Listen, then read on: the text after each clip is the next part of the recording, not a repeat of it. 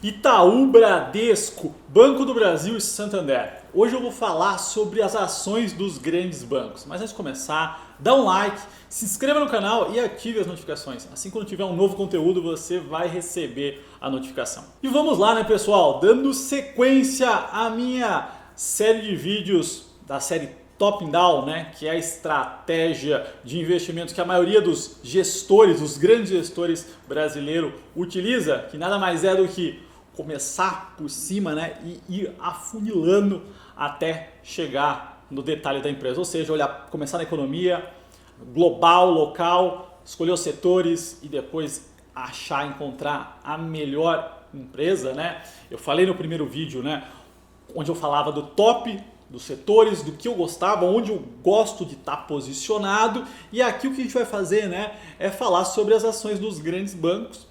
Eu acho que existe um valor muito grande, né? Então existe um desconto de valuation nessas ações. Então esse é o tema de hoje. Também gostaria de convidar vocês, amanhã, às 5h30 da tarde, eu vou fazer uma aula exclusiva para falar dessa estratégia de investimentos, né? Então, vou explicar um pouquinho mais, né? Como montar uma carteira, quais são os principais pontos que a gente tem que olhar no valuation e de setores. Então, se você quiser, o link já está aqui embaixo, já ative as notificações para participar amanhã. Bom, então vamos falar dos bancos, né? Dos 4 grandes bancos brasileiros, né? Esses 4 gigantes aí do nosso mercado. Começando pelo cenário, né? Então muita gente vai falar, cenário é difícil para os bancos? Sim, de alguma forma, o que a gente vai ver, né? A gente vai passar estamos passando por uma crise aqui no nosso mercado. Quais os impactos negativos que a gente vai assistir? Aumento da inadimplência, né? O desemprego acaba ocasionando um aumento na inadimplência, as PDDs dos bancos, das provisões aumentam. Na contraparte, o que a gente viu recentemente?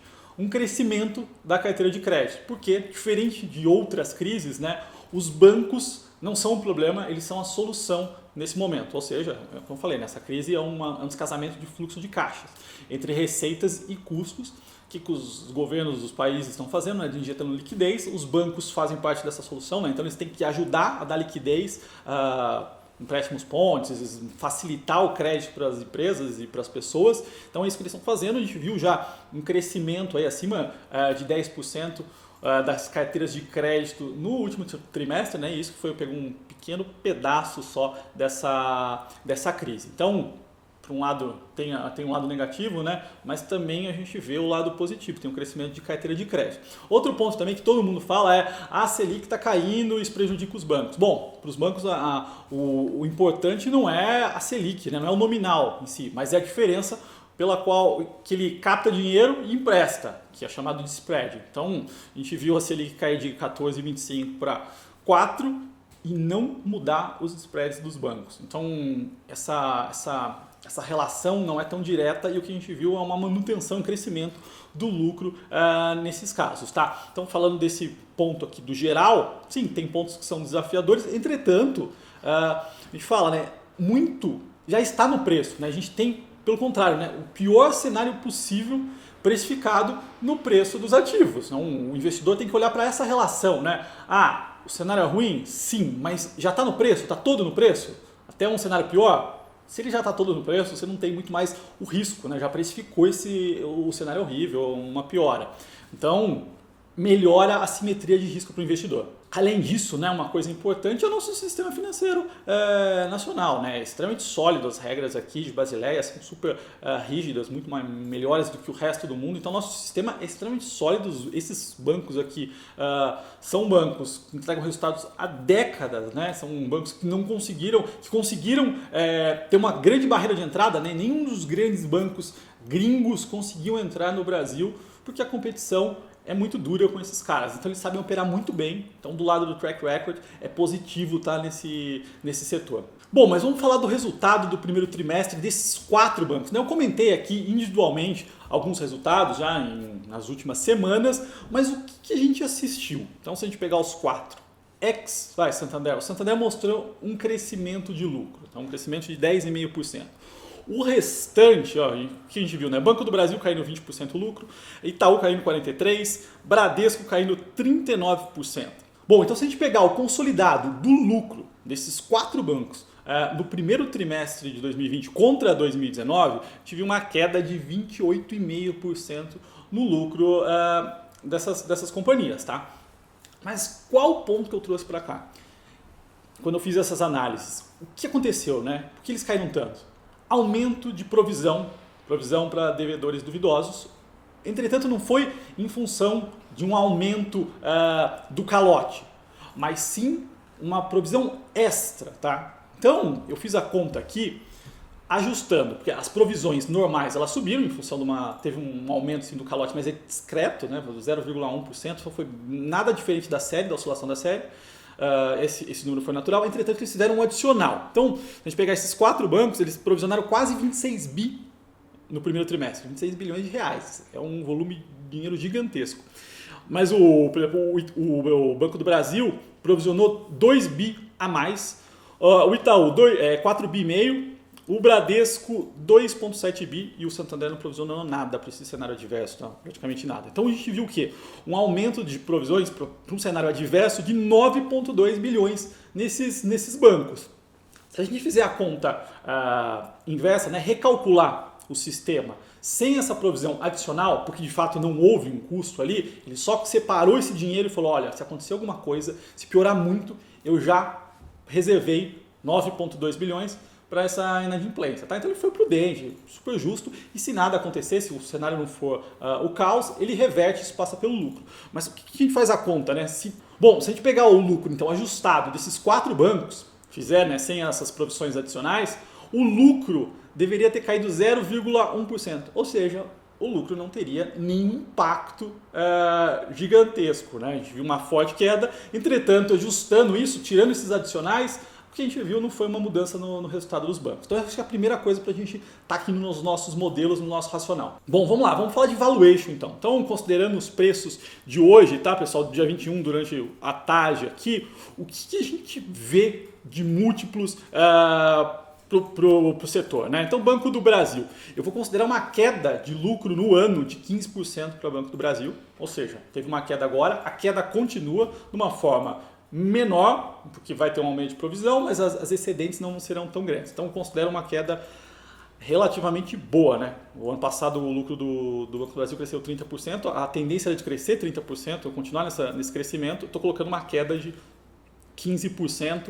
E mesmo com essa queda de lucro, né, forte, invertendo a trajetória, a gente vê um preço-lucro, né, um PI de 5,3 vezes, e se a gente considerar o valor patrimonial, né, o price to book value, 0,72, ou seja, ele está bem abaixo do valor patrimonial, tá, pessoal? Itaú, se eu pegar Itaú, vou dar um corte no lucro dele de 20%, preço-lucro para o Itaú, a gente está falando de 9 vezes, tá? Mas isso considerando uma queda forte no lucro do Itaú. O Itaú também provisionou a maioria, foi tudo adicional. E se a gente pegar a métrica do price to book value, né, o valor patrimonial, a gente está vendo 1,7 vezes. Bradesco, tá? Então eu vou considerar uma queda de quase 21% no lucro do Bradesco. E a gente vê uma relação preço-lucro de 7,6 vezes e uma relação de valor de mercado e valor patrimonial de 1,2 vezes. E Santander eu estou considerando uma queda de lucro de 15%, um menor. A gente vai ver um preço-lucro de 7,2 vezes e um price to book value, né, um valor patrimonial de 1,3 vezes. Então, se a gente pegar o sistema consolidado, os 4 bancos, a gente vê o quê? Uma relação de valor de mercado versus valor patrimonial de 1,2 vezes e um preço-lucro de 7,7 vezes, bem abaixo da média histórica, considerando esse ano, né? Então, assim, considerando que as coisas vão ficar muito ruins, que vai ter uma queda forte de lucro, considerando todos esses pontos, a gente vê uma defasagem aqui em relação à média histórica, ao que essas ações, né, são negociadas. Então tem um upside bem grande aqui. Outra coisa, né, a questão dos dividend yields, esse ano vão ser menores em função de não poder distribuir, né? Então até setembro os bancos só podem distribuir o mínimo em regulamento pelo Estatuto Social de uma SA, que é 25%, com ajuste tributário chega quase a 30%. Mesmo assim, a gente vê um dividend yield entre 3% e 5%, o que é relativamente bom, né? Está dando mais que a Selic nesse cenário onde ele não pode distribuir. Depois disso, provavelmente ele vai poder voltar a distribuir e pode até fazer reversões, né? Então ele pode distribuir mais. Então é um setor extremamente descontado, mesmo considerando uma queda forte nos lucros, né? Um aumento de inadimplência, se pegar todo o cenário ruim e colocar aqui, você vai enxergar um valuation extremamente atrativo. E só para vocês terem uma ideia, né? Então, vamos comparar com os bancos digitais, né? Muita gente fica... Esse setor é um setor que está descontado, está extremamente atrativo e tem uma questão de timing, né? Porque ele acaba não andando em função desse movimento. Muita gente acha que os bancos digitais vão tomar o lugar dos bancos tradicionais, então ele acabou achatando os múltiplos dos bancos tradicionais, que na minha visão não faz muito sentido. Se pegar aqui dois digitais, né? Então vamos pegar o Banco Inter. O Banco Inter, nos últimos 12 meses, está com um lucro de 60 milhões de reais, com valuation não, né? Com um valor de mercado de 6 bi. Bom, então a gente está falando aqui de uma relação, né, de 100 vezes lucro. Isso considerando os 12 meses anteriores, né? Eu não estou considerando o projetado. O projetado é prejuízo e aí a relação fica pior ainda, tá? Então é uma coisa para se pensar. Não vejo esse banco conseguindo tomar mercado do lado de pessoas que pagam por serviços mesmo. Ele está conseguindo crescer com um tipo de cliente que não paga por serviços. Isso não gera valor para o acionista, né? Tem valor para o cliente, mas não para o acionista. XP é um exemplo de case no mercado financeiro, né, que é digital, mas opera no mercado de média e alta renda e dá muito dinheiro. Então eu gosto muito da XP.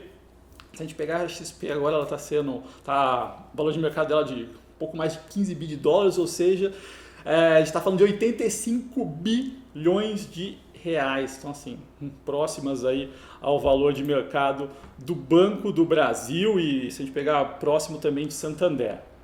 Lucro da XP nos últimos 12 meses, a gente está falando de 1,3 bi de real, ou seja, acima de 60 vezes lucro. Então, vamos comparar aos bancos a 6, 7 vezes lucro, XP a 60, Banco Inter a 100 vezes.